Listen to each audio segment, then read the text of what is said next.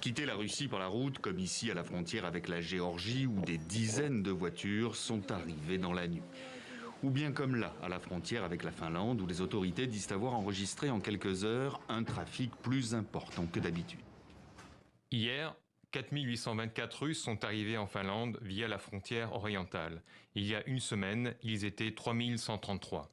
Ce qui reste tout de même inférieur à un week-end normal. La fuite pour ceux qui le peuvent, alors que Vladimir Poutine venait tout juste d'annoncer la mobilisation de 300 000 réservistes pour aller combattre en Ukraine. Là aussi, dans les heures qui ont suivi, de nombreux vols vers les pays voisins affichés complets, Arménie, Géorgie ou bien encore Kazakhstan, autant de destinations pour lesquelles les Russes n'ont pas besoin de visa, comme ici en Turquie.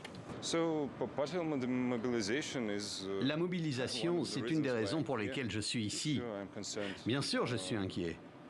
Je ne croyais pas que la prochaine étape serait la mobilisation et j'ai l'impression qu'il n'y a pas vraiment beaucoup de Russes qui veulent se battre, être mobilisés et donc aller dans l'armée.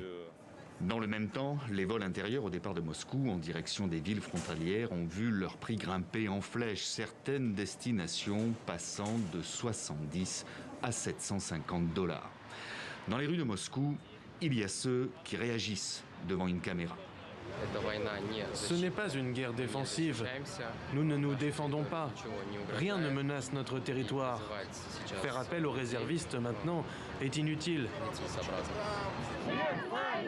D'autres manifestent directement leur désaccord, des rassemblements dans près d'une quarantaine de villes où, selon une ONG russe, plus de 1300 personnes ont été arrêtées à travers le pays pour la seule journée d'hier.